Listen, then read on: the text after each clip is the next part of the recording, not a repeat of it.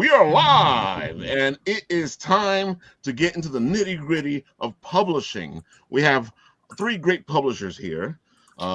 Dimitri is trying to make it here. We'll see what happens with him. But right now we got Fabrice, Victor, and Phil. And we're all going to be talking about publishing and the whole thing that comes with that and the whole industry, because the publishers are the ones that decide, especially when they're taking on to their own books or the own company, other people, how they figure out how they're going to do all that and all this stuff. We had a lot of questions. And if you guys have questions, make sure to put it into the comment sections there so that we can all become better knowledgeable of this whole industry.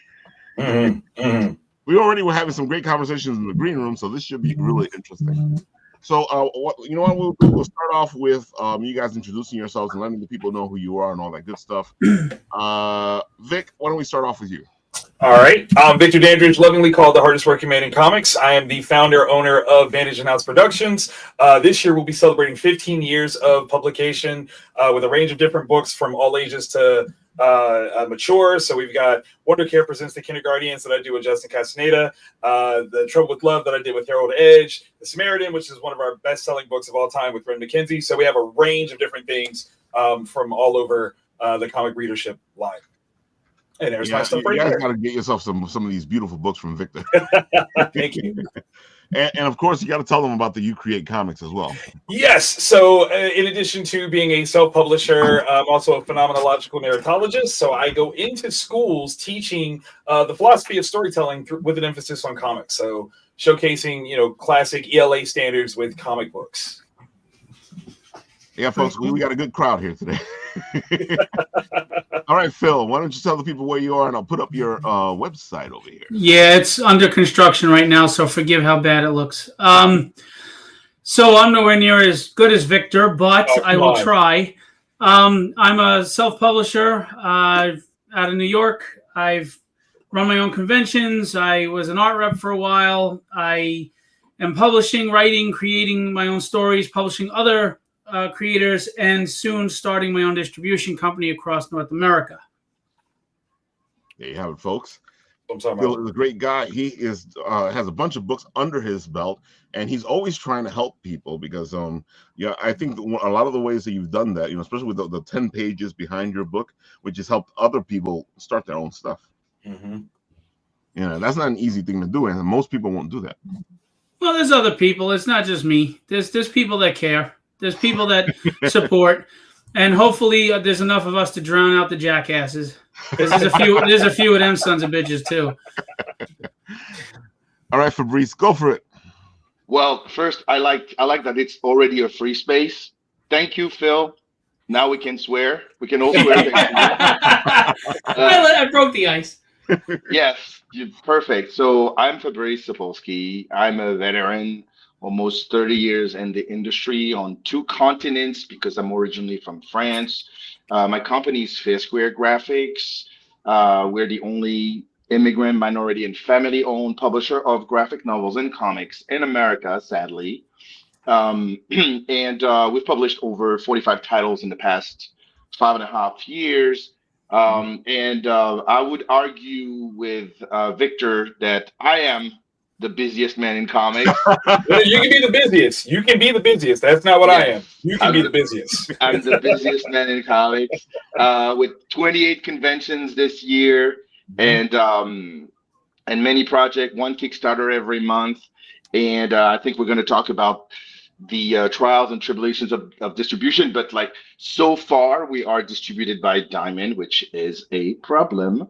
And we have our bestsellers are books like Noir is the New Black, which has sold over 7,000 copies, and it's a collection of noir stories from Black creators. We have A Boy Named Rose, which has been nominated last year for both a Harvey Award and an Eisner Award.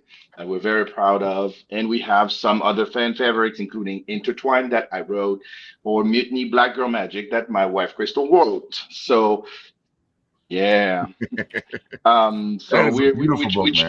try to constantly surprise. In January, I ran a Kickstarter for a book loosely based on the character of Tintin that is now public domain in the United States. I'm working on that now. We have a Kickstarter running as we speak called Shakespeare's Vampires. There's a million projects, and we recently actually presented our lineup to our Substack subscribers. So those who missed that, you can connect to fairsquaregraphics.substack.com, and once you are loaded and subscribed, you can see exactly what our plans are for this year.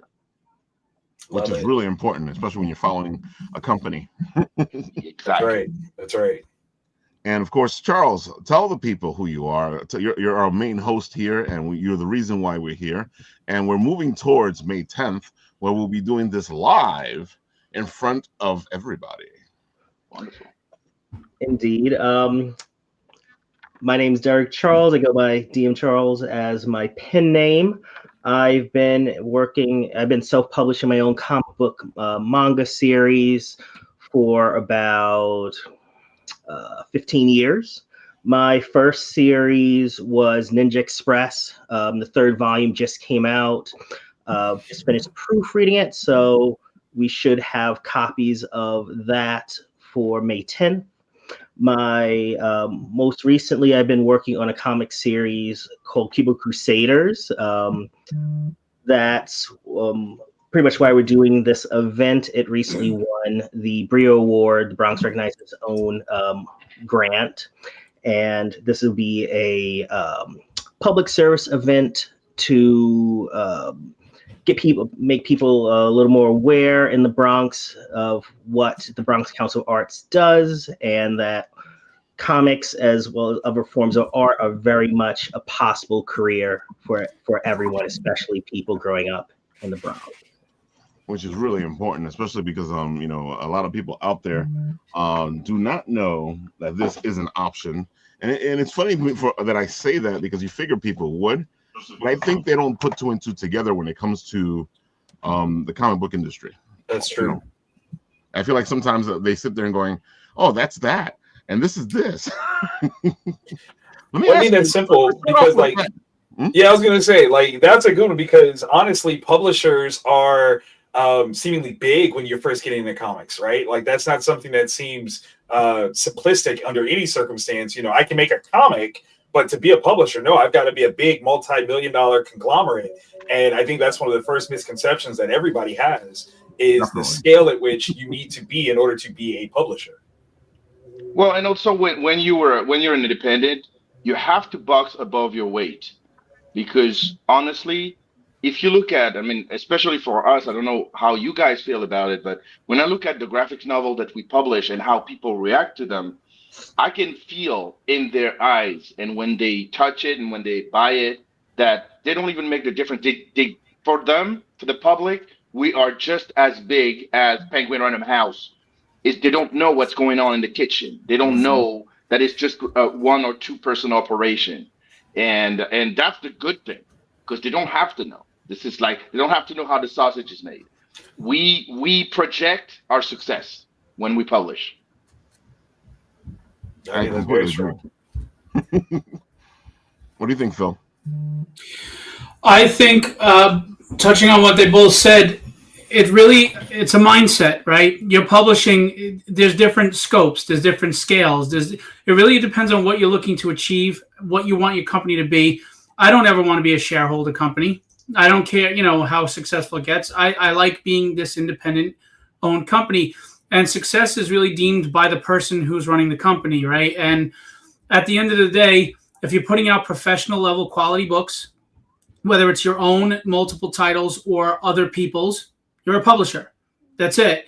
Now, is it easy to garner respect in the industry? Sometimes no, but that's any industry. Whether you're a boxer, whether you're a wrestler, you got to pay your dues. You got to get out in front of enough people, and you got to let them know who you are. Because my motto is, if they don't know you, make them know you. That's it. So you got to keep hustling, baby. But hustle with integrity, guys. You could be a publisher and still hold true to what these stories are about. They're about right and wrong. They're about morality. They're about heroes. We don't have to forget that because we're desperate to get ahead. Agreed. That's very true. That's very true. Because I feel like the whole so many people are trying to make it out there, and then they kind of mess up their own belief system in order to try to make it. Well, when you're focused on what everybody else is doing, then your focus is no longer on what you're doing. Yeah. Stop worrying about the other guy. He's not your competition. Your competition is you. Be better tomorrow than you were today. That is absolutely true. I run this company, Bit and Apple, and it always bugs me out when people come up to me and they're like, well, you know what you should do? And I'm like, yeah, I appreciate what you're telling me, but I'm doing it this way for a reason. And they're not usually doing anything. The ones that tell you that. It's like, Ralph, you know how you can be successful? And then you're right. And then you watch them and you're like, are you successful? They're not even trying. Yeah. Well, success is not measured easily. No, it's not.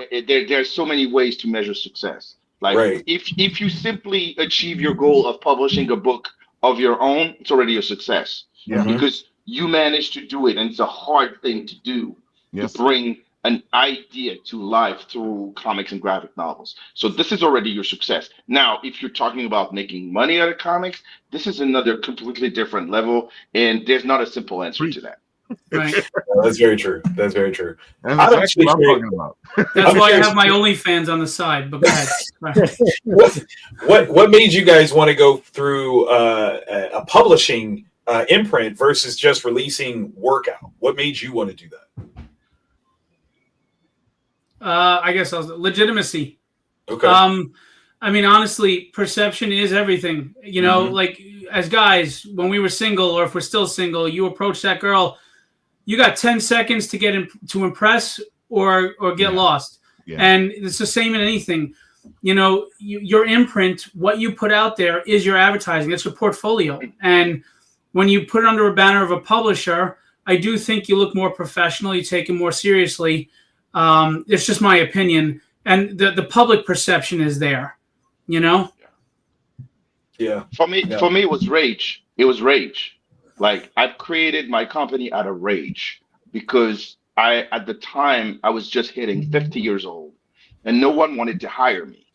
And when you have, at the time, I was already 25 years in the business, and you realize that there's ageism, and it's true. People don't want to hire a guy who's over 50 and he's an immigrant. I'm like, okay, all right, this is how you react. I'm going to prove you wrong.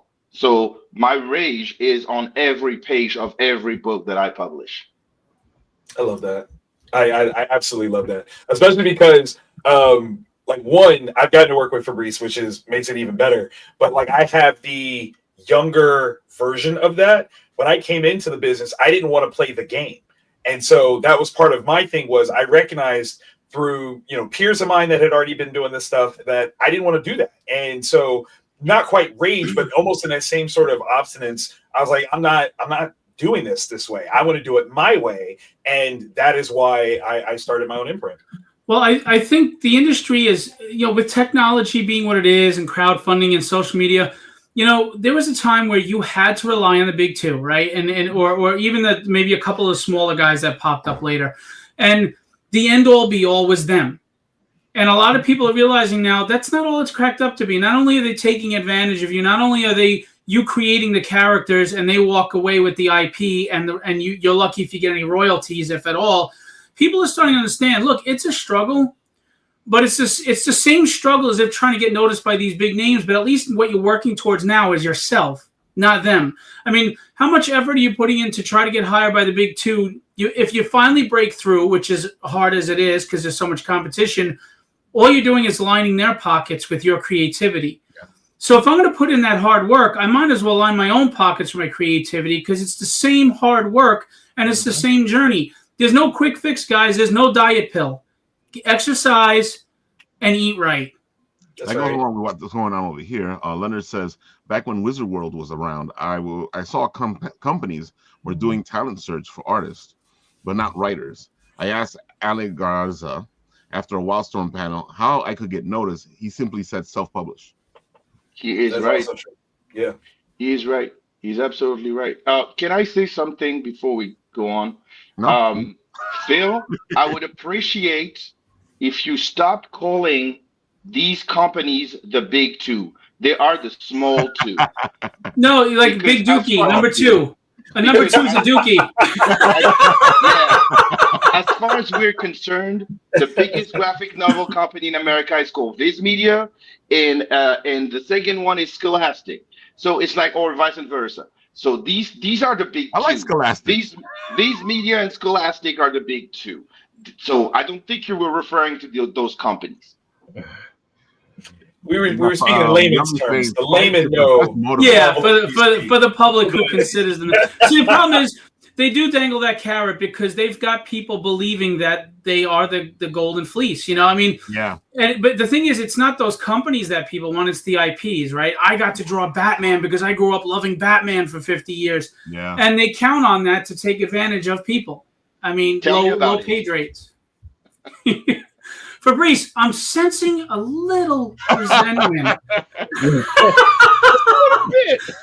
You know, I don't like to talk about my Marvel days, right? I was going to say, well, you just brought up all of his exes. Yo, I went to lunch with Fabrice, and by the way, everybody, just so you know, he's a wonderful human being, and he's actually a very pleasant guy. Yes, he just has this one area, rightfully so, mind you. Yes, he does. He is very justified in his feelings. I just want to make that clear.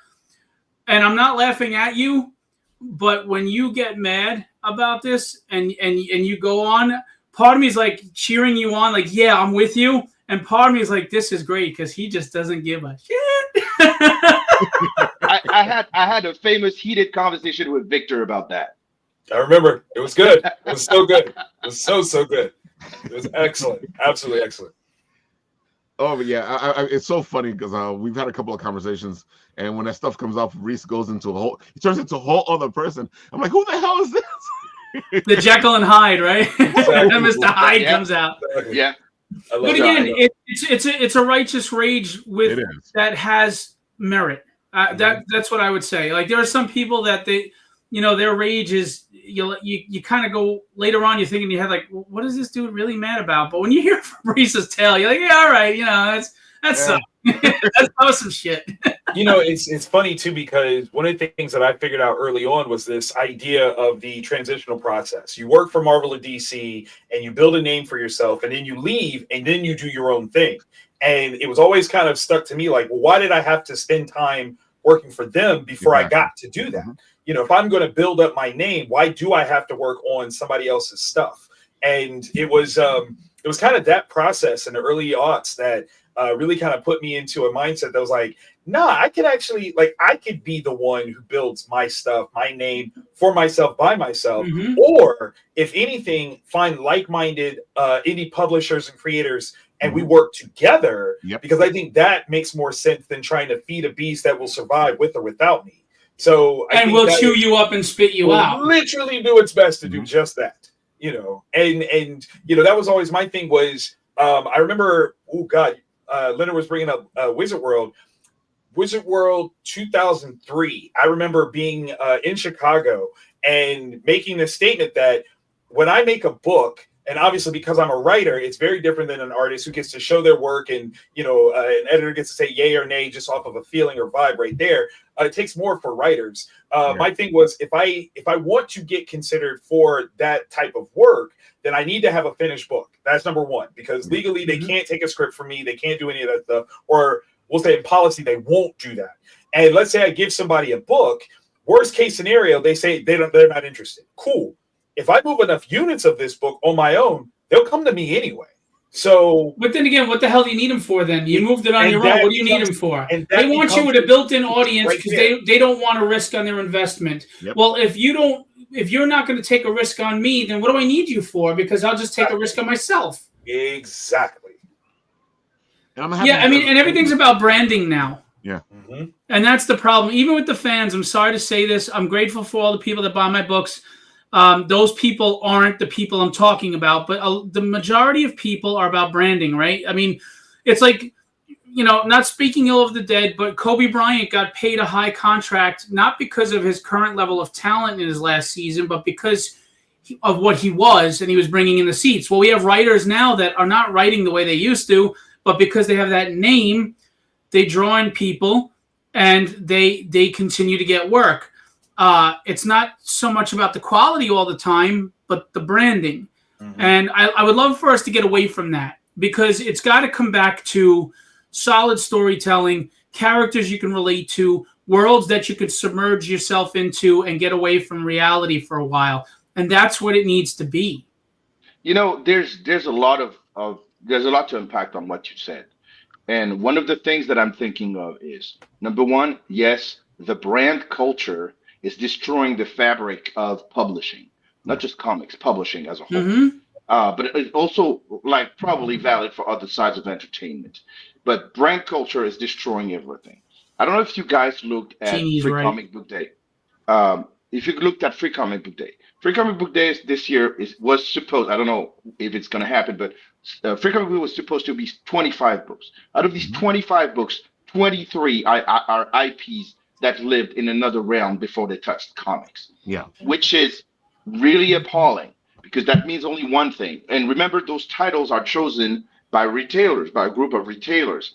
That means that retailers are so afraid to hype up independent creators like us, because they wouldn't bring, they're afraid that we wouldn't bring any people, that they are betting on brands that are known because it's always the name you know. But those comics are shallow. Most of them are shallow, because clearly when you have, I mean, some branded comics are very good. Shout out to Alex Segura, who does Dick Tracy. Some of these comics are very good, but most of these comics don't have to be good, because they are carrying a brand that is bigger than any creator on it. So they just get, I don't know if you guys remember the early days of Nintendo, where you had a bunch of video games that were subpar games, but were adapted from movies. Yeah. And of course, everyone was disappointed. Like, oh my God, this RoboCop game looks like, I don't know, another Teenage Mutant Ninja Turtle. They just changed the character. Exactly. It makes no sense. We have to remember that E.T. destroyed the gaming industry for a while. It did. That entire game was awful. You know, talking about brands, here's a perfect example. If you look at the publishing world right now, IDW, all of them, what's the big thing going on right now? They're buying up all these IPs, Gatchaman, Battle of Planets, Dick Tracy, Flash Gordon, Transformers just moved over to Skybound, and so people are instead of creating new content on a regular basis, they're latching on to these existing IPs that have been around for the very reasons that Fabrice said. You don't have to, you can phone it in, because they have their built-in diehard fans that will consume everything that is, Transformers or whatever. Now, I haven't read the book, so I'm not implying that they're not good. I don't know. I just know that to them it's the safe bet. Thing in general, yeah, we got it. You're talking about the whole thing in general. Phil, it's the same thing with the movie industry. It's not even about that. Like, I saw a comment that was like on the screen earlier. Yes, there's a space for branded comic. Yes, shout out to Javon. There's a space for branded comics. There's a space for IP comics. Right. It's just, the problem is that it has become dominant. Right. It's not like in the 60s and in the 70s, Gold Key was producing comics from brands. Marvel was doing it in the 70s with Planet of the Apes and Star Wars. It's not new. It's always been there. But the problem is now, it's now a formula that is dominant, and it's like kind of like taking all the shelf space, which is a problem.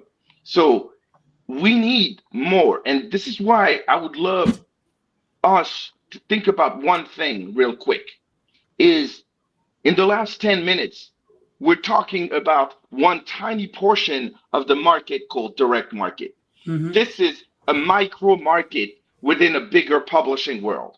Yeah. If you extend to the publishing world, which means bookstores and libraries and conventions and Kickstarters, you don't see those brands. They're not dominating. I wish we could more talk about this rather than just talking about what's happening in the comic book store near you, because the comic book store near you is great, but it's just a tiny bit of what publishing is. And when we're independently publishing, and when we're independently publishing, this is our responsibility to be on as many channels as we can. And I'm going to take manga, for example. Comic book stores, direct market, rejected manga for decades until manga became a thing. Yeah. And it became a thing because it was the pressure of the audience. The audience said, we want that. They were the last one to adopt it, and which was not the case in general publishing. You've had like manga at Barnes and Nobles and the defined borders way before they entered the comic book stores. So I would appreciate if we talk as a global thing about independent publishing, because there's a lot of challenges, but we need to keep things global. So here's the thing: you guys have pivoted. You guys have taken that and you've ran in another direction. You guys have taken all the stuff that we're listening to right now and all the complaints we're doing here, and you said, well, that's not for me. Now I'm going to do my own thing, and I'm going to help these people that are working with me come up, because that's what you guys are doing. You know, Fabrice, you've brought a bunch of books under you that were independent, and you've created this little family, which is amazing, which is what we as indies should be doing. Just like Victor said in the beginning, we should be like working together and bringing each other up. And I feel like the indie market needs more bigger entities in it to help the indie market move forward. And I think that's what you guys are doing. You know, I just real quick, I want to say, with all due respect to Javon and to you, Ralph, you know, these aren't complaints. This isn't cynicism. This is just addressing the factual things that you face in the industry. And if we are to just ignore it and turn a blind eye and say everything's just fine or whatever, everything's lollipops and rainbows, then we can't really evolve with the industry or help the industry evolve itself. We can't just sit back and wait for the industry to evolve. Someone has to be. What I just said. Yeah, someone. No, but I'm saying it's not a complaint that we're talking. These aren't complaints. Oh, no, don't worry. I didn't say the complaint. I know Javon said it was a complaint. Yeah, it's discussing the good and the bad and just the reality of what's going on in the industry, so that, because at some point, whether, you know, every 10 years or whatever that cycle is, industries change, they adapt, and usually someone sparks that change, right? Whether it's like when Kickstarter came out, that was a spark that changed the landscape, right? Yes. So these ideas come from talking about what's not working, what is working, what needs to work. And so it's not cynicism, it's realism. And once we address these things, we can start thinking of, well, how are we going to, instead of sitting back and waiting for the industry to just be what we want it to be, how do we become that spark to that fire to help it change? Talking about right now. You guys have done this. How are you guys doing this? Well, I think that's an interesting thing too, is the question becomes, are we trying to become the industry, or are we trying to just do our own little thing within the industry? I think to Javon's point, what is happening in the conversation is there is a overwhelming assumptive meaning when we say branding. Especially when we're talking about Marvel and DC, we're not talking about branding of Marvel and DC. We're actually talking about the market share practices of them as a brand, which becomes very self-indulgent, and it does kind of become very cataclysmic in the general landscape of book publishing. When you have two companies that are trying to have dominant market share in a specific space, that becomes a problem, because then it doesn't allow for other places to come in successfully. That's why the direct market kind of functions the way that it does. And that is a problem for versatility or diversity within, branding possibilities in comic shops. We know that, the way that it's designed, or has been up until, Diamond's bankruptcy, Marvel has had dominant market share. DC has had number 2. Whatever space is left, everybody else has to kind of figure out.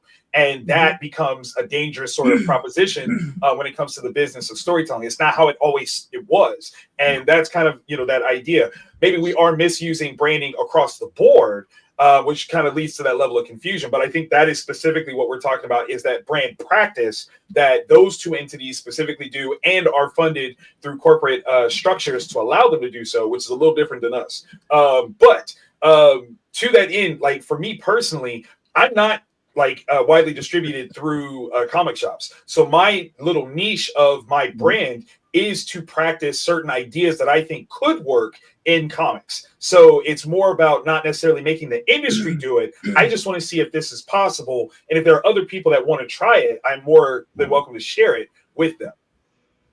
You tell them. To your point, Victor, I think you're right. We should stop calling them IPs, IP branded or whatever. We should call just corporate comics, because that's what they are. like they're corporate that. comics. Corporate comics. Yeah. And I remember when Joe Quesada was joking about DC in the early 2000s, they were calling DC AOL Comics. Yep. They will, yes. And I think like now the joke's on them too. Like they're all corporate. So it's all corporate comics. And those corporate comics, they have a function. They need to exist. We need them to kind of carry some kind of load. But I just wish that marketing was not so powerful and ingrained in people's minds that you can love Spider-Man, but you have to leave a little bit of love for us.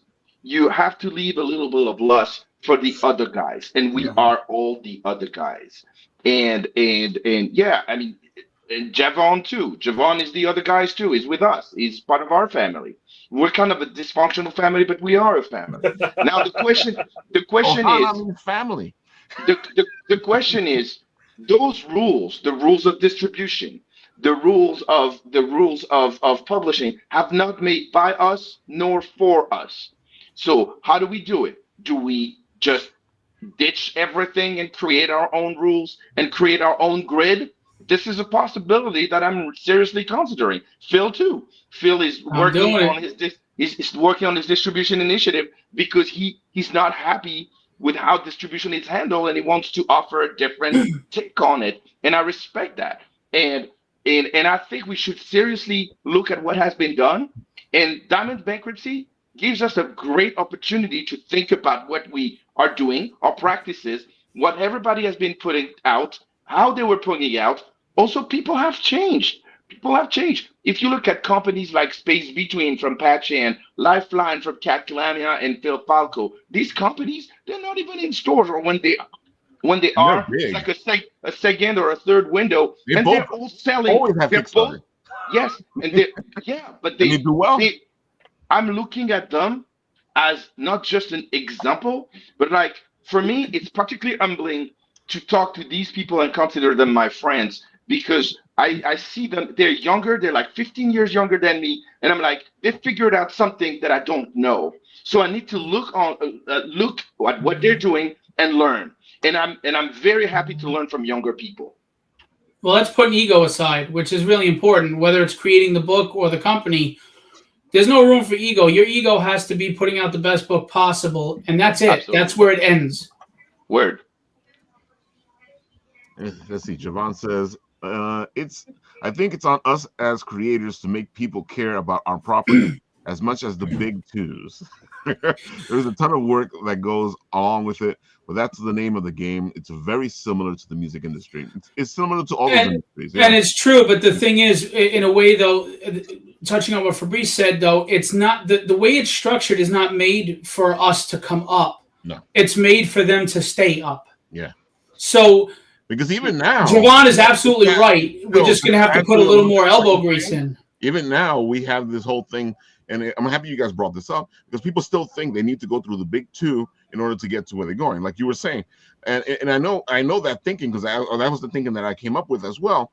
And I love it now, because you don't have to go through the big two. You can do your own thing. You can make the big two want you, if that's what you want to do. But you can make a name for yourself now. You can work yourself to the bone for what you love, for your own brand, for the thing you're doing, which is what I love you guys and why you're doing, because that's exactly what you're doing. You're putting this passion out there in your own products. Bring that last statement up right there that Javon just said. Javon, that's not true. That's not true at all. Invincible almost got canceled. When it first came out, like as a comic series. The Walking Dead lost money for 14 issues, and he had to lie. He had to lie. He lied about it. Like that's part of the problem too. Is like we hear the after effects, and depending on where you were, like I hold no bones against anybody who wasn't around at the time to hear the behind the scenes stuff, especially pre-social media, internet stuff. Like you had to have been there to know the secret sauce of some of the things that happened. And those two books in particular, and I love Invincible. I'm one of the biggest Invincible fans. You can literally see him back there in my office. I know that book was a failure Kirkman used to complain. He used to say, I don't know why it's not getting the attention. Yeah. And it is one of the best superhero books. And we have to also remember the exception is not the rule. Yes. And also, I want to point out real quick that contrary to a common belief, Image Comics is not an independent company. No. Image Comics is not a company.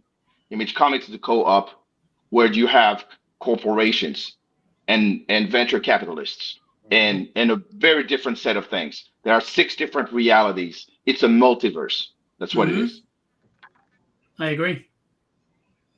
Which changes the entire dynamic. Like, I think that's the other thing too, is like, to recognize those differences is not hating on them by any stretch. Right. It's just acknowledging what it is that you are seeing when you see them do their thing. It's no different than, like, right now, I'm good friends with both Scott Snyder and Jeff Johns, both of whom have been a part of 2 major imprint changes, we'll say, in the last couple of years. Distillery was a huge venture, but it was a venture capitalist paid sort of setup. It's not the same thing as we'll say Ghost Machine, which is a different form of co-op, still under Image, but all the ownership structure is a little different. Like, it's just recognizing those differences and seeing, oh, do I want to play this way? Do I want to play that way? Do I want to play this way? And what I appreciate the most about both of those guys is their opportunity to showcase these other opportunities at a scale that we all can now, identify and take part in. Where Marvel and DC aren't open about how they became Marvel and DC. We just think they always were, but they weren't. There's a way that happened, but they don't talk about that because that sort of free game kind of died with the creation of Image. I think those guys found out how it happened, and then they did it, and we were never told that information ever again. Yeah, people forget that from 1939 to the early 80s, Marvel was a small fish. It was a small player. That's a long time. I actually missed that Marvel. I actually totally missed that Marvel. Dude, how many times did they say they were going bankrupt? How many times? Oh, they went bankrupt a bunch of times. Yeah. In the 90s and early 2000s, they were gone. It wasn't until the movies actually boosted them back up that they became what they are now. Listen, Marvel used to be distributed by DC. That's the level that people don't talk about anymore. Because you're like, they were limited to 8 titles, which is why the initial runs of Marvel were anthologies, because they could only release certain amounts of product under the structure that DC had built. So really, I mean, we could say that this is DC's fault because basically Marvel's learned from them of this kind of practice. The same happened to Image. The first 6 months, Marvel had put they were blacklisting, they were forbidding distributors to take Image out of retaliation, and DC gave them a pass, and that's how they ended up at Diamond. But it's people forget that. People forget those old stories because it's not part of the narrative. But again, all this is just the direct market. Now, if you're an independent creator, if you're an independent publisher, you cannot just have your eyes on that small pocket universe. It is not just impossible, it's irresponsible. Because if, Victor, you were talking about scaling up, which is the biggest challenge that any publishing company, a small publishing company like ours, are going to face on an everyday basis, because we don't have the money. And when we make money, we just barely have enough to reinvest that money into another book. So it becomes, and of course there's inflation, and we're impacted in so many ways. Like, I was talking to a distributor yesterday, a potential book distributor. I'm just trying to shop around book distribution in the case of Diamond. Don't worry, Fabrice, we're cool. What? I said, don't worry, we're good, buddy. You got to do what's best for you. No, I mean, look, that distributor said to me, okay, I hope you're not doing direct market. I said, no, I'm mainly doing book market and libraries. And so I said, what's your condition? And he said to me, well, I'm paying you at 120 days. Who can be paid as an independent? Who can be paid at 120 days net when you have to pay your printer, when you have to pay your creator, when you have to pay yourself, when you have to pay your structure, everything, your marketing? It's simply impossible. again, it's another case of the rules are not made for us. So that means that clearly book distribution becomes a problem because Diamond allowed us to dream about being distributed somewhere in bookstores, which we are. But if Diamond dies, Diamond book distributors die, not just Diamond Comics, then that means that a bunch of independents are going to lose an access. And then the market is going to suffer because there's going to be less choice. It's just going to be the big companies, and we're going to disappear from the general public's eye. This is more concerning to me than just the direct market. Now imagine you had a distributor that you got paid out as soon as the books were received by the distributor. Isn't that amazing? And they take a small percentage so that you can thrive and make money off that cover. I wonder what distributor you could do that with. Still, you're only doing direct market, and we know it. Yes, you got to start somewhere.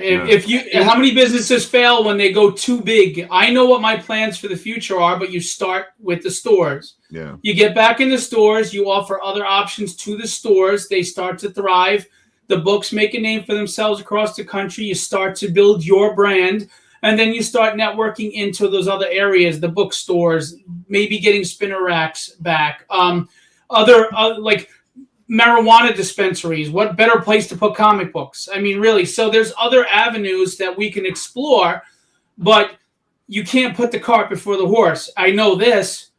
I don't know anybody else right now on my level that has every comic store in North America, that's Canada, United States, and is willing to do what I'm doing to help get other indies out there. And I am going to pat myself on the back because I'm busting my fucking ass to do this. And the truth is, I don't need to bring anybody else along. I could shop my own shit. I got plenty of books, but I want to because there are too many damn good indie people with too many damn good untold stories itching at their brain that need to get out there to other people, not just mine, yours. Yes. Black Box Comics. This book is fantastic. And I after this show, I want to look into Victor's stuff because I guarantee it's fantastic. Just listening to the man, he knows what he's doing. Is fantastic. I gotta say, I've bought books from all three of you, and I'm happy. But this is my point. Yeah.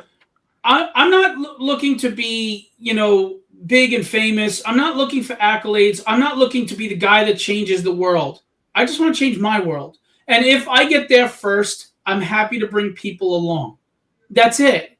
And right now, I'm new.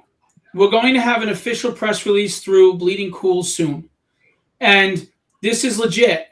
But I understand skepticism that comes around someone like me coming out with distribution, right? Because everybody thinks of Diamond and they have warehouses here and there. And they forget, like you said, how the story started. Well, this is the start of the story. Yeah. And someday people may not remember this part. No. But I will. Because you know what? It's back to what you said before, Fabrice. I don't get mad when you don't take me seriously. I don't get mad when you look at me and go, yeah, whatever. I'm just going to shove it right up your ass when I succeed. And then you're going to be paying attention to me going, oh, dude, hey, can I get on board? And I'm not spiteful. You can come on board. Let me give a scoop to people here.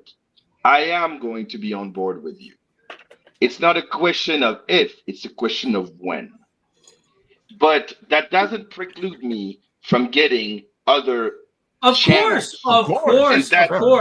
And I know because you and I have talked about it many times that, as you know, comic books, as in floppies, is not my main business. Right. I'm doing very few of them. You have to get in the bookstores and everything. And I have to get in bookstores and libraries. Libraries is actually where my books are thriving the best because the material is really it's really appropriate for libraries and bookstores. So in that regard, whatever distribution that Philbo, your company, is going to provide me is not going to be enough to cover all the range. My comment wasn't meant towards you, just so you know. I don't do passive aggressive. I'll tell you straight up if it's about you. But you know how much I like you, and you know how much I believe in your project. So I will say it publicly. I believe in Phil's project, I appreciate that. And I think everybody should pay attention to what he's doing because he's working very hard for that. Don't, because I'm going to sneak up and blindside your ass. Don't worry about it. You don't. Nobody has to pay attention to me. I'm going. I know where I'm going. Folks, these are hustlers. And I wish Dimitri was here too, because he's a hustler too. There's a reason why I picked you four to be on this panel, because you guys are hustling. You guys are working it. You guys are out there doing what needs to be done. And I like what Fabrice is saying. I like what Victor's saying. Dude, I like what you guys are doing, because you're bringing it out to a market that's out there, not just the direct market. You know, it's important to bring it to the direct market, but you know, I feel like we've lost the kids, and that's why and that's why I love what Victor does, because he goes out there and he shows the kids they can do their own comics. You know, and if you're putting it into a library, the kids can see it in the library. But do you know what the biggest hurdle for kids is? The freaking price. When printing costs are $3, $4 a book, we can't charge less than $4.99 for a book. So what kid's got $5 in his pocket? And if he does have that $5, he's got to choose between how many books? This is where I will disagree with you. You're not allowed. Unfortunately. I am notoriously known for selling expensive books. Intertwined, that you mentioned earlier, is $40. Yeah, it is the best-selling book at conventions. And dude, most of my books fly off the shelves when we're hanging out with Fabrice. Yes, this book, like I was this past weekend, I was in Indianapolis. This is not a big city by any means. I had to stop selling Intertwined because it was selling more than every other book that I had on the table. And I can't afford to just have one reference selling and then none other. Plus, I'm doing Kansas City this coming weekend, and I was afraid of running out of Intertwined. Anyhow, that's a good problem to have. Yes. I'm also doing like kids' books, and the kids' books are the first ones to sell out. Mm-hmm. And they sell out at 10, they sell out at 15, they sell out at 20. But why? Question for you though, who's buying those books for those kids? The parents or the kids themselves. But the parent has to be in that world at the convention to do that. A kid can't just walk into a comic shop like we used to. My father didn't give two shits about comics or candy or Matchbox cars. But I worked hard, I got my allowance, and I went out and I bought whatever I wanted to buy. Kids don't have that freedom and luxury anymore at these prices. Well, that's my point. It's a different world. It's a different world. So you got to get the parents on board. So to that end, and this is one of the reasons why I was super excited to be a part of this conversation, was I think you guys are the scaled up version of where I wanted to be. And I have had the opportunity to kind of shift gears and look at my processes over the last few years, where over the course of these 15 years, I've built up a library that's not well known overall, to the point where now what I can do is I can focus on smaller incremental sales structures, but I have a lot of product that fills that sales structure. So for me going into schools, I don't think that it would be impossible for me to launch a subscription service for $100 and have an entire genre base of all ages titles. So like right now I have 10 issues of the Kindergartens. I will have 6 issues of Wonders of the Weird and Beyond. And for $100 in a year, you can get all of those individual issues and the trade paperbacks, and I will give those to you on a local level because I'm coming into your schools and things like that. I'm hitting places on a smaller scale that don't require as big of an investment or overhead, like going to shows and things like that, and really kind of hitting my local base in a way that actually becomes quite fruitful. So it's so wonderful to hear where I'm looking at things and it's seeing where you guys are looking at things, because I'm seeing the interconnectivity of where I can go once I'm able to scale to a certain level. I appreciate this immensely. Yeah, and also the thing that is beautiful about kids' books, and I'm really happy that you're talking about the schools, because schools it's a jungle. It's very hard to get in when you're a publisher. So I'm so glad that you can get in. And I don't know if you're only covering Ohio or if you're going all across the country, which would be awesome. I think there should be an initiative where, and maybe we can talk about it all together. There should be an initiative to provide a system for schools and school districts to buy our graphic novels and comics directly from us, which usually they don't like because you have to be in their system, you have to be referenced. It's very complicated. You need a certificate. You need to have like a lot of different paperwork, and it's a pain in the neck. But if we find a way to just beat Scholastics at their own game, we are going to see a huge improvement, because you start young, you start showing your brands, you start showing your books, you start showing your stories and your creators to a young audience. You have them for life. And this is a very important thing. And I think that for years, independents were so either direct market focused or book market focused, but they were neglecting the schools and the libraries. And I mean, I did ALA, American Library Association has a festival every year called ALA Festival. And I did it last year for the first time. And I hope, I'm waiting for confirmation. I hope I can do it this year in Philly. But I met with probably like, I would say 600 or 700 librarians. And they were passing through the table and they were all stopping. And it was like, okay, we don't know you. We're hungry. We want to know more. But the thing is, but the problem is after that, we don't have the manpower or the drive to actually follow up as much as we could, get into every school district. Yeah. If we could have something, maybe Phil one day when he's done with direct market, if we had a system, I'm just crazy. I'm telling you, we should go where nobody is expecting us. Let me hype up my brother, Mike Watson, Freestyle Comics. This is what he's done. So he started an event that's branded. Is that Henry? Henry just popped up in the background. What up, yo? I'm Henry. I'm like, what is? Henry just popped up in the background. Okay, so Mike started this thing called FS. This guy is hijacking my show. I love it. Where he's using his brand, but going into schools to basically create a Comic-Con on site at a school, and then he invites other creatives to come in and showcase. So again, there are smaller like companies that are doing that. I think it's not as well talked about because it is so small. There's a lot of folks that are like, it's not worth it. But I'm telling you right now, those are phenomenal initiatives. And in truth, as much as we all travel across the world really to promote our comics, how often do we neglect our home base and not do these things? I totally understand, Fabrice, that the paperwork side of things is tremendous and it's a lot.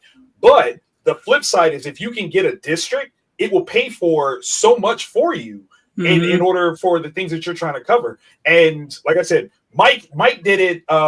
He's done it at one particular school a couple of times, but and this is just in consideration of Columbus, Ohio, which is a fairly big city and very comic like friendly.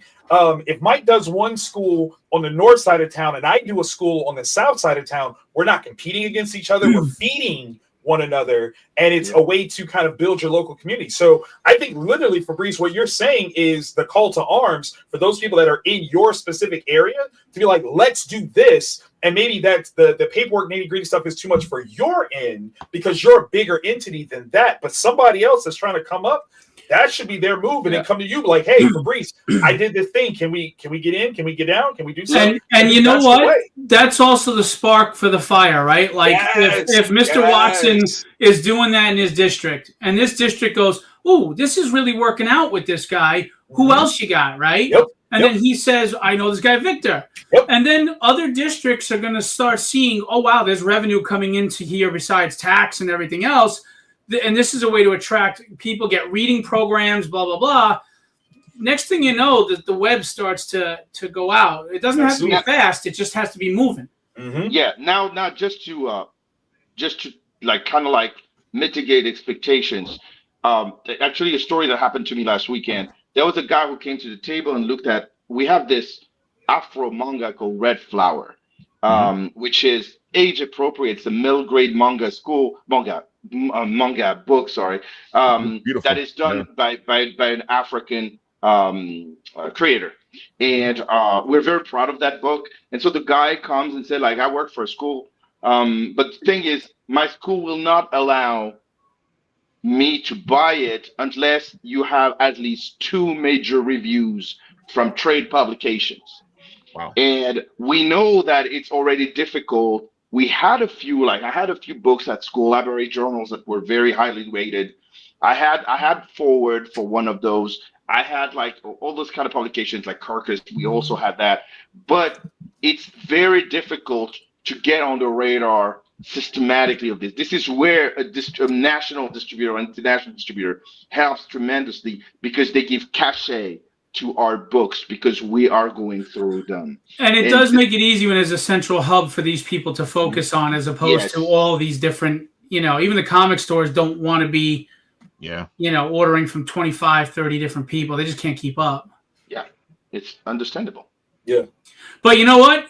The word is difficult, not impossible. And that's all that matters. That's it. I love it. I love it. If we all stopped because it was difficult, I mean, we wouldn't be here. We wouldn't be doing this. We wouldn't be here. Because God knows I wasn't gray a few years ago. I had more hair.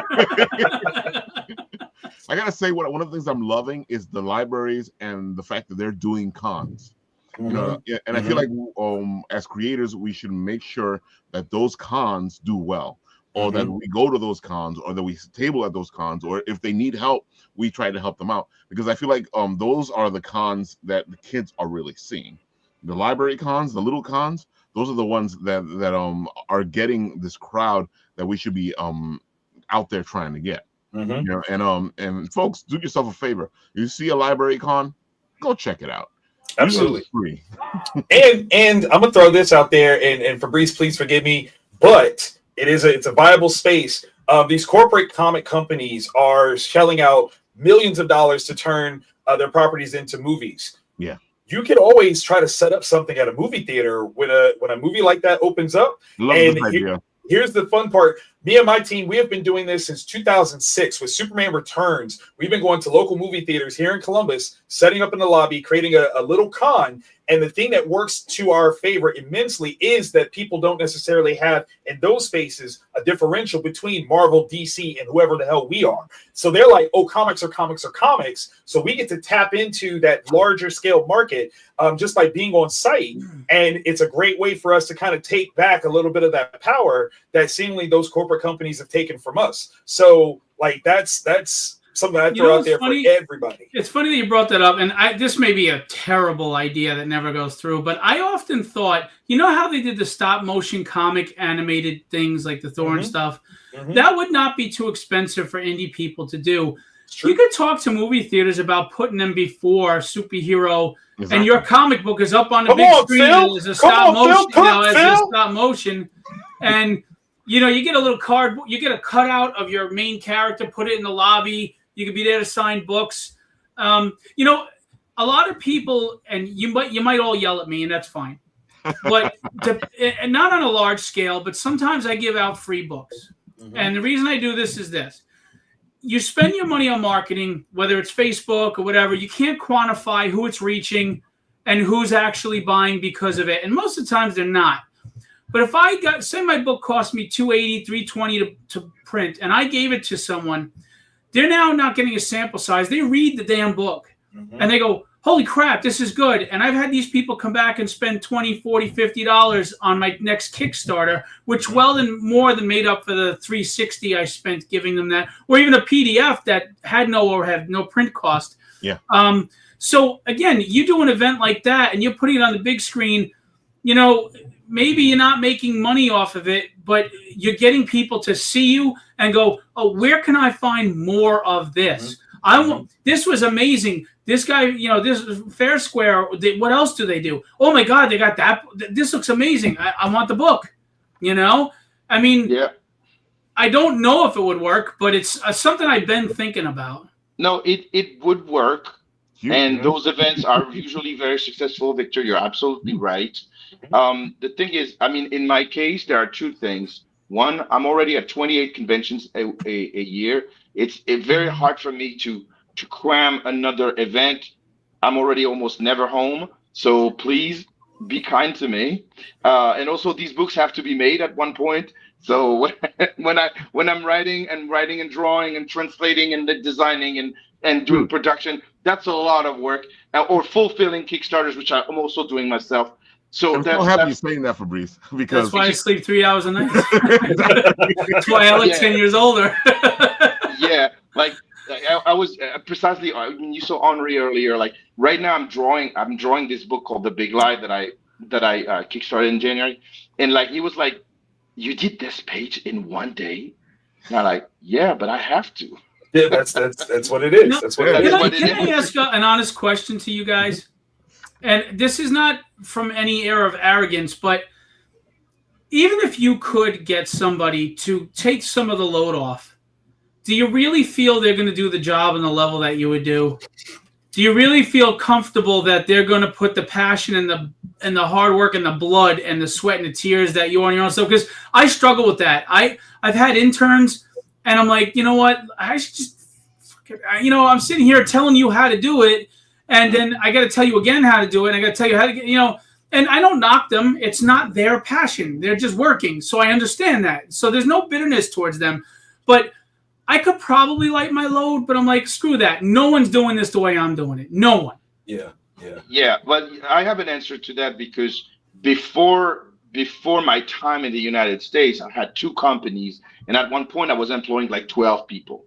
Mm-hmm. And so you need to learn to let go. You need to learn to delegate, because it will never be done the same way you would do it, but it will be done in a way that could surprise you. True. And you have to give people a chance. What I was doing is that usually I was spending a long time teaching these people my method, the one that I developed to be able to do all these things at the same time. Look, I come from the press. And in the 90s and early 2000s, when we were doing magazines and we were a very, very small team, I came up with the idea, crazy idea, that if you write and design at the same time, you're 30% faster. Mm-hmm. And so I was training my journalists into doing InDesign so that they could design at the same time they were. And behind there was an editor that was making sure that everything looked perfectly according to the style guide. When you develop the system, people are following the system. So you need to think about the system and how you want to implement things so that you're comfortable, they're comfortable, and everything works smoothly. And it's not easy. I'm not saying it's easy. And yes, there can be some mishaps or anything, but this is the only way. You need to create a system that will work for your company and only for your company, and it will be okay. Yeah. Well, for me, Michael Watson's last comment is exactly what I'm saying. It's the fire and the passion to get it done right that no one's going to have it, that the way I do and the way you do. Look, I don't sleep. People think I'm insane. I constantly work. I have my day job, which is very demanding. I have 2 little kids. I own a home. I got a wife. My mom's with me, and I'm publishing. I have a Kickstarter every month. I'm doing this distributing thing. I'm doing my own books. And I'm not saying it's like, look at me. And I know you're all going through your stuff too. So please understand. But it's just, I'm 52 years old. I've led a really, really, really shitty life, a hard life, a very violent, abusive, shitty life. And I got to the point where I'm like, I don't give a anymore. I want to be happy. I want what I want. I want to do it, and no one's going to stop me. No one's getting in my way. No one's going to hold me back. And the second I feel like you're an ankle weight, you're gone. You're gone, because no one's going to be strapping on my shoes every morning but me. No one's going to be looking in that mirror and wanting and seeing what they see but me. And I want to know that I left a message to my kids that if you bust your ass, you can have the life you want. This dream big princess is bullshit. Dreaming is for people who do nothing all day. Come on, let's go, Phil. Be big. Don't dream big. Be big or shut the fuck up, because I am really hungry. I am hungry. You have no understanding of how hungry this fat Irishman is. I'm hungry. Get it? And that's what I'm talking about. You can't go 3 hours of sleep, or how do you do all this? Simple. I'll sleep when I die, but I got one shot at this for all I know, and it's going to be the right shot. I'm tired. I think we're all the same. It's all Hey, I agree. Somebody play the organ music. This is church right now. You know, And that's why I gravitate to guys like Fabrice, because you have to be like-minded to be around me, because I'm either going to drive you nuts with my energy or you're going to love me for my energy. And I don't care either way, because I'm going where I'm going, whether you come or not. Yeah, and you know, there's I often get this question, and you probably all have the same question. It's like, how do you do this? And I always tell people, it works or it works. Get up. Yeah, I want it more than anybody else, and there's no plan B. I came to this country 10 years ago to fulfill my destiny. It's not a dream, it's a destiny. It's a calling. It's a calling. My calling was to work in the American comic industry. I could have worked in the French comic industry. I never felt I belonged. I felt I belong in the American comic industry because that was my calling. And when I came here, and let me tell you, it is hard to be a minority. It is hard to be an immigrant, but we still are doing it. Believe it. Believe it. And my point is, whatever pain you carry can either be it could be a detriment or it could be fuel. It is fuel. You can be who you are because of someone or something, or in spite of them. That's right. And I firmly believe that. And that's why, no offense, but when people start crying victim shit on Facebook, I just scroll by, because we all carry crosses. We all have our crown of thorns. We all get kicked in the balls. But you can either smile and get up, or lay down and shut the fuck up, because I'm really tired of hearing it, you know? And these people that in the industry, call me cynical, that want to beat you down so they can feel better about them, or they want to keep you down so they can keep their slice of the pie, kiss my ass. We are all in this together. Exactly. We are all... I was gonna say, it's so funny that you guys are saying this, because we all get this. Somebody comes up, like Fabrice is saying, and they start asking us questions. And then let's say like writing. People go, "Oh, Ralph, how do I become a writer?" And then I go, "You write." And then they look at me like I'm gatekeeping. Right. You're like, nah, it's that simple. It's that simple. It's that simple. But the words on the page. Get up. Yeah. I mean, look, I don't care if you're black, Latino, French. I don't give a shit. I don't care. We're all in the same spot. We're all trying to keep a roof over our head and just lead a life that has meaning and fulfillment, and wake up to that sunrise every morning and say, I don't want to crawl in a fetal position under this blanket. I want to get up and face this day. We all want this, right? So that's why I love guys like you guys. You have it. You know, you get it. You get it. And not everybody gets it. They may talk like they get it, but they don't get it, because you either make your life or you cry about it. I'm not a crier. I'm a yeller, but I ain't a crier. You know, I'm going to quote the late Joe Kubert. I remember in 2015, I got to interview the Kubert brothers about the best lesson that they got from their father, and they both said the same thing. They said that the lesson was, Joe Kubert was saying, if you want to accomplish something, you get up and get it out there. And that's the thing. Yeah, you have to be a doer, not a talker. Well, I always say, I'm okay if I get in the ring and get my ass knocked out if I gave my best fight. But don't tell me I can't get in the ring. Failure is... Do not tell me I got to watch. Success, you know, failure is part of success. I failed 3 companies before this one. Doesn't matter. Listen, here. I fail all the time. That is literally the goal. No, you don't. And that's the point. No, because I aim to fail by way of saying, did I run this to completion and say, it doesn't work? Cool. Now I know I can do it this way, or I can't do it that way, so I'm going to do it this way. Like, I aim for failure because that is the best way for me personally to learn.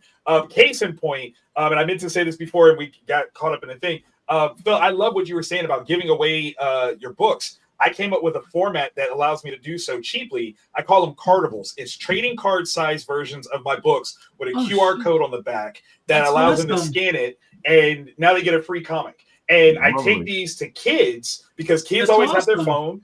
And boom. So now it's a quick hit. And I give this to everybody. Like I've been talking about, and this is one of those things, I've been talking about doing this for like 4 years. Yeah. And finally was like, you know what? I'm just going to do it because no one believes me until you do it. So I give that to everybody. Like, take that, use that. That's because awesome. it's such an easy way to get more readership booming. Like let's just go where the kids are. Give them things that they use already, and then we'll catch them on the other stuff. So yeah.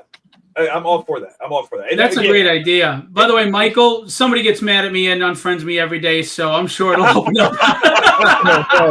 Ask Fabrice. Fabrice likes me because I speak truth. He feels I speak truth. I love it. Yeah, because you're as blunt as I am. That's great. That's great. I'm going to say this, Victor. Your idea is brilliant. Yes, it is. It is brilliant. But I'm still against it for myself because of the positioning of my company. Which I understand because you have books, you have big novels. Not just that. It's just like when I started the company, I was like, how do I position? What's my inspiration? Mm-hmm. And you have a lot of self-publishing guys or girls or smaller publishers or even like publishers of our size or a little bit bigger. They're like, okay, we want to be Penguin, or we want to be Simon & Schuster, or we want to be Marvel, or we want to be Scholastic, or whatever. I want to be Apple. I want to be BMW. I want to be the high fashion industry. That's why I put a gold finish on my book and I'm selling it for $40. Because I feel that, I mean, especially being French, like high fashion is something that we do. I feel like there's a space for us in the premium world. And because we don't have the volume, and when you're a smaller publisher... That's the French in you. This guy. It came out of nowhere. I love you. I'm just kidding. Yeah, but no. Fabrice, you're making a really good point, though. And I think like, that also is important. Have the volume. Yeah. No, because what you're saying is that the thing that even Marvel and DC have not effectively done is actually create a value scale of work. Exactly. And I think that's brilliant. And it works in conjunction, not in opposition to what I'm saying. Absolutely. Because with what I do, I get two kids, sides, yes. Exactly. Like I get the kids the first piece of shit car.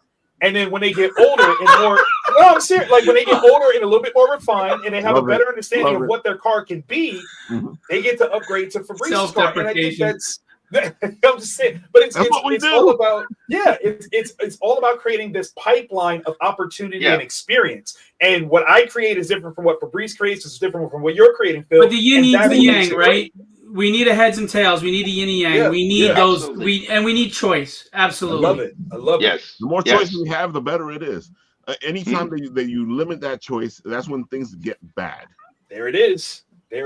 Yeah, and it's also graphic novels and comics are not one size fits all. No. It has to have a lot of different ways of consuming it, of the different prices to buy it, and it's really fine. But I tell everybody, like, I would choose profit over volume any day of any week. And it doesn't matter if we're niche, because we are niche by design. Right. So at one point, why try to run after, like, in the beginning, we were running ads on Hulu for Kickstarter campaigns. Yeah. Because it was not expensive. It was like $500 for 30 seconds. So it was not very expensive. And then I realized, okay, I'm trying to shoot in the dark to people that I barely know. Why don't I curate things in a way that I learn to know my audience before I shoot and do ads everywhere? And Crystal and I have been working very hard on curating our ads, curating the audience, bringing people, getting the Substack, collecting emails, and this is where we grow our audience. And this is also what the other guys that I was mentioning earlier, like Pat and Kat and Phil, are doing. Like they are cultivating their own, and at the end, people are fan of what they do, of their sense of curation. And we all are different, and we all have a different sense of curation. You can be a fan of whatever you want, but you can also be a fan of us, and that's very fine. You know, so I like that we can have a choice. By the way, can I shamelessly plug? I was about to say, I think now is the time to show these people what you guys are creating, what you guys have. You know, go ahead, Phil, start it off. I'm sorry, thank you. So we do floppies, right? This just fulfilled. This is kind of some of the stuff that we do. That's one of the rare times I use an IP. We just did our omnibus, 428 pages of my work. And we do stuff like this. You know, how IDW does their art books. Well, we do our art books. I work with major artists. Wow. You know, Victor was talking about being friends with major writers. I'm friends with a lot of major artists. You know, we have Bill Sienkiewicz, Chris Pachalo, David Mack, Will Spatasio, so Tyler Kirkham. So we did the first 5 books, the interiors to Tragedy, and then we put all the covers in the book. Big ass hardcover, kill you if you try to break in the house. And just real quick, we run campaigns every month, but right now, with about 13 days to go, we really need your help. It's not my book. It's a book that I published, though, from some great guys, great creators. It's called Supergroup. In the chat, they put it twice. Because I see the guys put it into the comments. Yeah, and it's basically a take on you know, people who are impacted from the super villain hero dynamics, like the fights and things like that, and how people are impacted by this, whether the PTSD or the traumas that they experience being around these things. It also deals with superheroes and stuff, but it focuses on the group. It's a therapy group that goes through these things. Nice. It's really cool. It talks about mental health, but at the same time in a fun, entertaining way. It's not beating you over the head. It's a great book, but we're like not even 50% funded yet, and we're 13 days to go. We need you. It's a $10 book. You've pissed away more on a Starbucks cup of coffee that they spelled your name wrong. So can you forego 1 cup of coffee or one crappy ass Wendy's clog your arteries $15 crappy not happy meal, and just support the book, pick it up, even get the PDF. Because remember, when you support indie, you're not just supporting the person who makes the book. They now get to hire artists, editors, logo designers, colorists, inkers. It's this, you're just creating this domino effect where so many people can thrive and live off of comic book and art and etc. So you're supporting a whole slew of people with that simple $10 offer. If the book is not your thing, there is a donation spot, or you can just share it out and tell that friend that you know may like it. So that's what we would ask.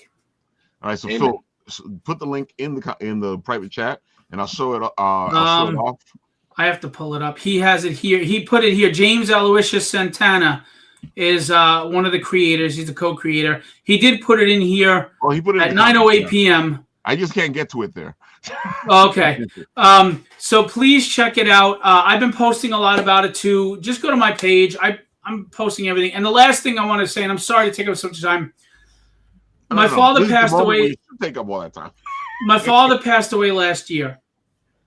I had a very hard upbringing. I'm not going to get into. And 3 years before his passing, the toughest man I ever met. This is a man that never said I love you. He never showed weakness. He had PTSD and a lot of anger from the war. And he was bench pressing 165 pounds at 77 years old. He was a beast, and he was scary as fuck. He never cried. And 3 years ago, he humbled himself before me, and he apologized with the most sincerity for things. And we had developed finally a relationship that we never had. And unfortunately, a very aggressive cancer took him from me a year ago. Sorry. And you never are really a man until your father dies. And I don't know if people understand that. Because now I'm no one's son. I'm not his son. I'm the father, you know?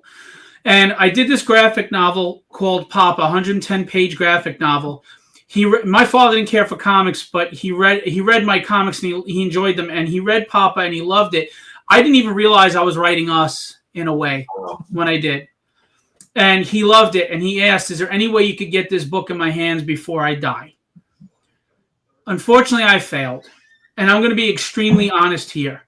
I'm a little bitter because if he had tits on this book, it would have made 15 grand on the Kickstarter, but because there's no tits, it won't. Now, I don't begrudge you for making those books. Make your money. I just wish there was enough to go around for good stories too. And that's all I'm going to say about that. So to put Papa out, we were trying to hurry up. I had a different artist on each chapter. That didn't happen. He passed away. So it's been too expensive. So now I'm putting out chapter by chapter as floppies, and then I'll do a collected later. I have 77 followers. I promise you, this is not a gimmick. I'm not trying to tug on your heartstrings to get you to pledge. It's honestly just what it is and what I said. If it's not your thing, cool. Share it out, please. But if you would click notify me, you'll like the book. There's a lot of reviews. It's a classic Silver Age hero tale. It's comics the way they used to be written for everybody, but it's about family. And every man on this panel, I don't know who are fathers or who are not, but we are, as kids, we grow up and we resent our parents for things because we don't see what they're going through. They don't show us because they sacrifice quietly. That's what fathers do. Now, mothers are amazing. Mothers create life. So this is not anything about moms, but it's the dad moment. And dads bleed. They suffer in silence every day, struggling with jobs they hate, and they still get on the toy phone or play the G.I. Joe or toss the ball with you, and you never know their pain. You never know their anger. You never know they're constantly feeling like they're failing you every day. And all they're trying to do is be a good man, a good husband, a good father. And, you know, we don't understand that sometimes. And this story goes into that. Mm-hmm. It's about a sacrifice that the son doesn't even understand happened, and the things that a father will do for his family. So it's not about get it because I'm asking you because it means something to me. It's just a good freaking story that I think everybody will like and relate to, whether you're the father or the son or whoever. It's about family. It's about courage. It's about sacrifice. And it's about what you will do for the people you love the most. And so that's add on to that, because I've read the book, and he is not boasting about it. It is a very well written book. It touches the heartstrings. It's a really well put together story, and it's a surprising story because there are bits and pieces in it that you're not going to expect. You're going to expect one thing going in, and you're going to get something else coming out. And I have to tell you, folks, this is the book you should be getting. Thank you. I appreciate that, Ralph. Yeah, of course. So I'm sorry I took a lot of time. I'm going to shut up. No. Take that time. Listen, while you were talking, I pledged to the supergroup book, so that works. Like that's how we do it. That's how we do it. Thank you, man. And I want to see everything you're doing. I really do want to support. Absolutely. I don't give a crap about Fabrice's stuff, but you know, I got his stuff right here, guys. Exactly.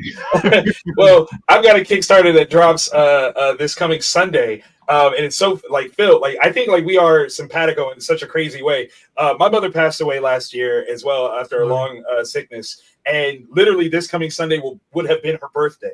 And I'm going to be at Fan Expo Cleveland, which is her hometown. So just kind of it's all serendipitous to kind of do this. But what we're doing is a Kinder Readers, which is a new format that I've created with Justin Castaneda, the co-creator of the Kindergarten series. That is an early reader version of the Kindergarten stories. So we're taking the first issue, How Far Is Up, recreating it as an early reader format, and then we're also releasing a new book called If You Give a Kid a Comic, which is a little bit of an autobiographical piece for me, and an homage to one of my favorite book series of all time, If You Give a Mouse a Cookie, and just kind of talking about like what are the benefits of giving kids something that they can relate to and is accessible to them, and how that can encourage them. In my career, I'm that guy that I literally quit working corporate work. This comics has been my 9 to 5 for almost 15 years. And I was working. Thank you. And to your point, Phil, like my father, still alive, love him to life, really. He was like really nervous when I did this because I had a state job. I had a cushy state job, and I quit that to make funny books full time. And I'm a guy. I have a family. I have 5 children. And being able to take care of them. Yes, that robber, dude. Bro, like, listen, I'm out here. Like literally, my boys are the oldest, 22, 21, 19. My youngest son just turned 19 yesterday. It's crazy. Wow, I don't look that old. Thank you. Black don't crack. It's true. But kind of the idea of family-centric reading has always been something that's been very near and dear to us. I remember when my firstborn was in first grade, and I went to the Scholastic Book Fair, and I dropped $200, and it annoyed the hell out of me that the teachers and librarian, they were like, "You're really going to spend this kind of money here at this school?" And I'm like, if it was a video game system, you would never challenge me on the cost of this. Why are you arguing with me right now? And it's kind of in that vein that I really kind of was like, no, this is the stuff that I need to be producing to make sure that people understand that, one, reading is great. Reading opens up all kinds of opportunities. Every weekend that I'm at a show, I'm on stage with some of the biggest celebs of all time as a moderator, because that's kind of where my life has gone. I went from making comics and exhibiting full time, paying to go to shows, to being paid to talk to celebs to go to shows. And I want to show people like there's room for you. If you give into your passion, if you turn your passion into your profession, you never know where it'll take you. And this is kind of the stuff that I think will kind of exhibit that to people. So like I'm feeling you, Phil. I'm feeling you, bro. Thank you. Look, you're inspiring people. Just email media to see the cost to promote. That's what, see? Victor, can you send me the link so I can notify me to launch for your stuff? Absolutely. Send it in a DM. Right Thank there in you. the private Send chat. everything. Okay. In the private chat, folks. Go for you guys. Yeah. So I have to follow up to you guys, and it's a lot because what you said is amazing. Fabrice, you got this. And so first, I want to say that, especially regarding what Phil and you, Victor, you said, I lost my dad when I was 11, so I don't know what it is to have a dad. Mm-hmm. And when my son came, we always had a difficult relationship at first, and we only bonded when he was 18, and now he's my best friend, and he's 27. So we talk every day for an hour or two. And I didn't really know I always told him, like, you were not born with the manual, and you don't really know how to be a father until you are a father. Sure. And now I'm a father of 3, and I have 2 grandchildren, 2 boys that were born last year. Love it. So it is, like life goes on, and then you have to reinvent yourself also as you have another function in the family. Yeah. Mm-hmm. So anyhow, at Fair Square Graphics, we have, of course, a lot of different things. There's like 40 plus books that are live in print and are available for purchase at fairsquaregraphics.com, including the classics and the most recent, like Red Flower I was mentioning, or Meshuggah, which is a fantastic horror Jewish book. And then now we have that's intertwined, the Spirit of Oozing, that Phil was showing up earlier, and we have this Kickstarter. We also need everybody, because the Kickstarter is not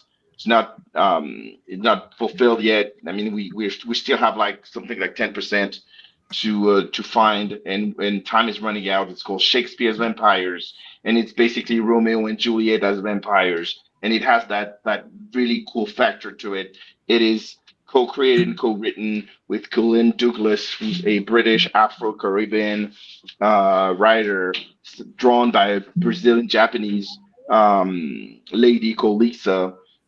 And it has very cool covers from Lisa, from Kath Lobo, Yishan Lee, and myself.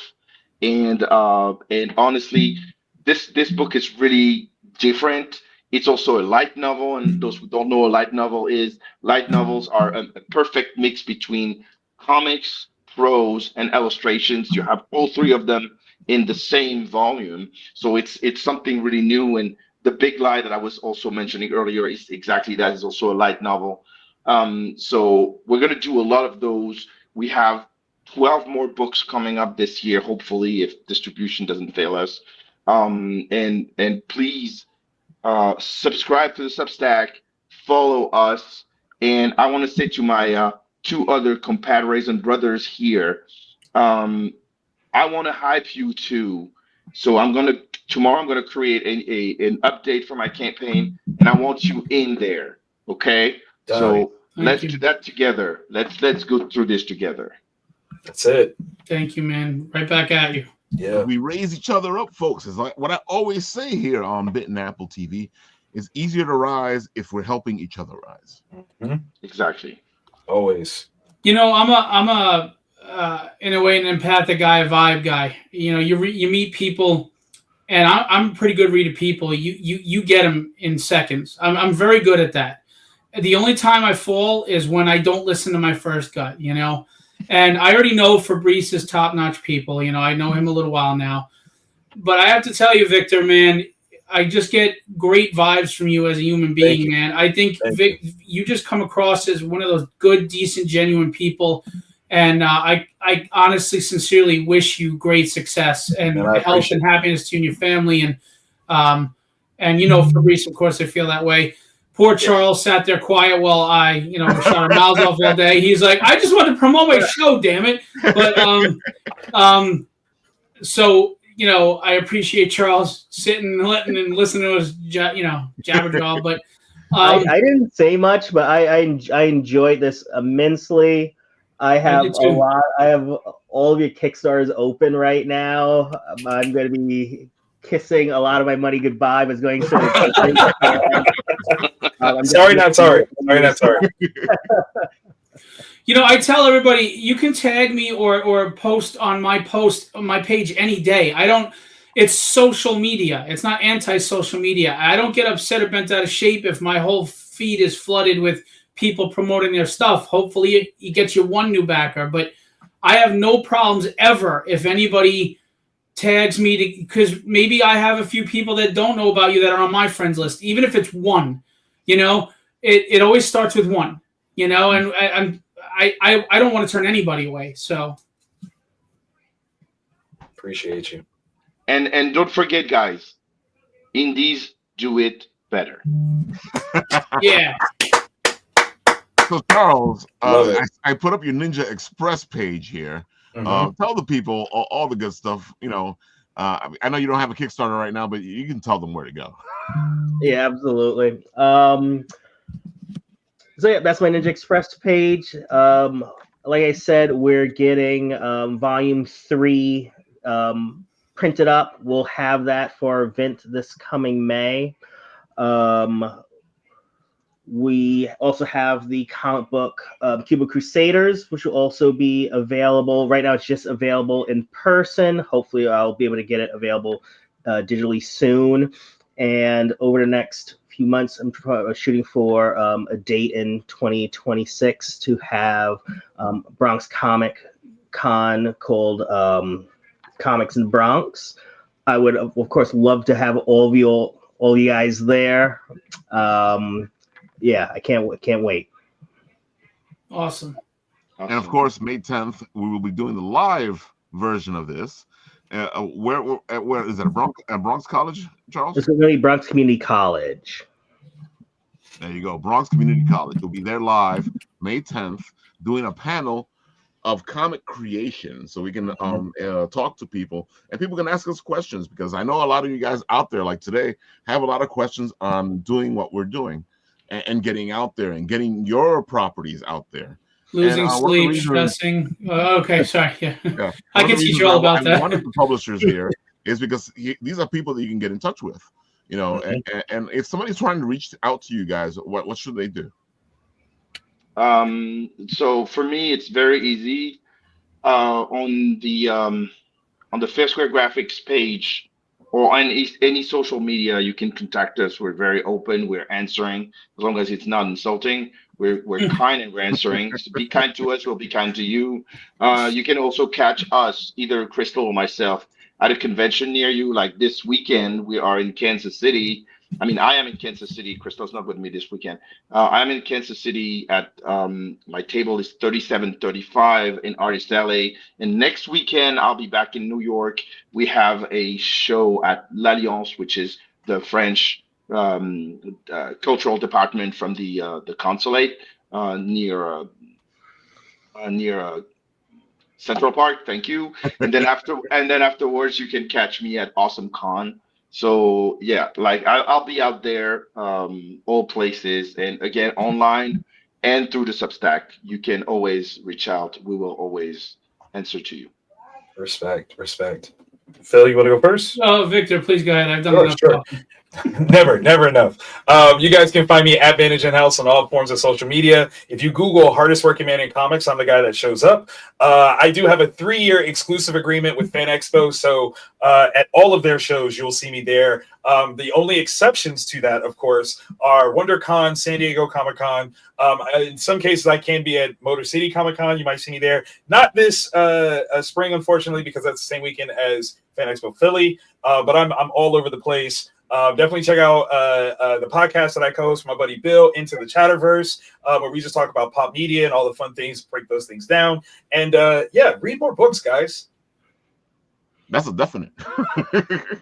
Read more and make you a better writer as well. Absolutely. Oh, I'm sorry. And I also want to plug, so one of the things that I did in my neighborhood, because there are no comic shops in the south side of Columbus, I started a blog. If you go to vipwebcomics.blogspot.com, it takes you to Southfield Super Secret Comic Shop, where I'm actually giving free pages of my work for anybody to have access to and read and learn about how to make comics, the benefit of comics, especially towards education. We've got write-ups from local comic shop owners, a psychologist, and a teacher, just kind of showcasing how great comics are and why, as a community, they're such a great tool for us. So definitely get a chance to see some of my work. All ages friendly. You can tap into that and check out stuff. There you have it, folks. Mr. Phil, go for it. First, I want to say, as far as Fabrice and Fair Square Graphics, you cannot go wrong. I have books from him. It's not even me plugging because I'm a friend. The man's been in the industry long enough. He knows what he's doing. And if you want diverse stories and characters that aren't being shoved down your throat, okay, the stories aren't written for that reason. They just happen to encapsulate real life, which is many different cultures. Yeah. You can get great stories of all different kinds from Fabrice. Go back to campaigns that he has every month. Go to the website, go see him at shows. Mm-hmm. Victor, I have not had the great pleasure of seeing his work, but I have to tell you, meeting you has been awesome. Dude, thank you. And I love what you're doing. Victor is very important because he's bringing young readers back to the industry, and that's what we need. You have to support him if you want this medium to thrive and survive, because he's punching up. And there's no reason not to support that guy. That's the Rocky, right? We support Rocky. So, and he's another one who's been in the industry a long time. These guys got way more experience than me. They're doing great books. Please go support them. Go to the Bronx show. Support Charles' show. Definitely that. Conventions that are meant for true fans and creators. Go. I'm going to go check it out. I live out in Long Island now, but I'm going to check it out. And support. As far as me, please go support Supergroup on Kickstarter right now. I hate to direct you to my website right now because it's really going to be retooled now to a distribution hub. But what I'm going to tell you is, please sign up for Papa. Please support Supergroup. I do most of my stuff off of my regular page, Phil Russertt, on Facebook, because Facebook buries business pages. It just kills you. And you're not going to see, it's not going to show up in your feed. I'm at my friend's limit, but if you would like to follow me on Facebook, you could see everything I do. You could yell at me, whatever you want to do, but or inquire about books. I answer everybody as soon as I can. And the last thing I'm going to say is Philbo Distribution is coming. And it's going to be something that hasn't been done before. It's an indie publisher with a list of every store. I've developed relationships with many of them. We're continuing to develop relationships. We're not playing around. We have publishers on board. We are going to be distributing throughout North America. And this could be a game changer for a lot of people. All right? It's real simple. You settle or you strive. And I'm not selling it for shit. So support everybody on this panel. Support the Written Writ, the Bit and Apple. They do a lot for everybody. They go to conventions. They do interviews. They've done a lot for me. I appreciate you. I met them a long time ago when I was running my first convention. And this, seriously, the people here are a perfect example of what this industry can be if we just allow it. Yeah. You know, we've got hardworking people with the right attitude here. And it's not just them being good people. They're putting out good books.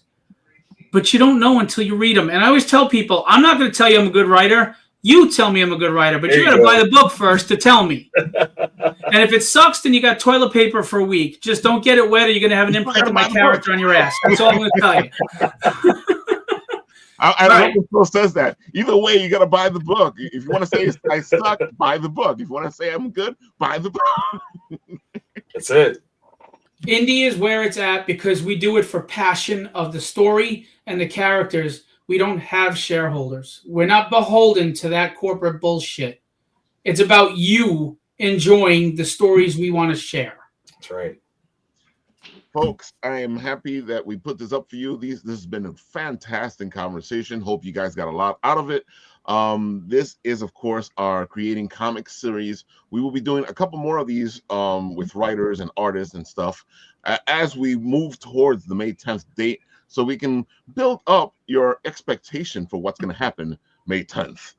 In the Bronx College, because it's like wrestling. You do the little matches, then you do the big match. That's right. That's right. Right. So bring your chairs. Don't hit people with them though. Oh, and April 6th, Hot Flips. I'll be at the Hot Flips show. Charles owns Hot Flips, great guy. We're going to be at a convention. Yeah, Charles is an awesome dude. He cares about creators. He treats us well, and he has his show April 6th in Babylon, Long Island. It's $5 to get in. Comic books, creators. Fabrice has been there before. You might come into some new book that becomes that new thing you're excited about. So go check it out April 6th. And there's pizza. Yeah. And a raffle with statues and stuff. The small cons, check them out. Small cons, yes. Okay. Next time that we will be. Thank you very much. Thank you very much. I have to leave. Right now because I am on Henri's show, which starts in a few minutes on YouTube. So it's like I'm doubling up. This is Made in Comics, y'all. Yes. Okay. So thank you very much, you guys. And I'll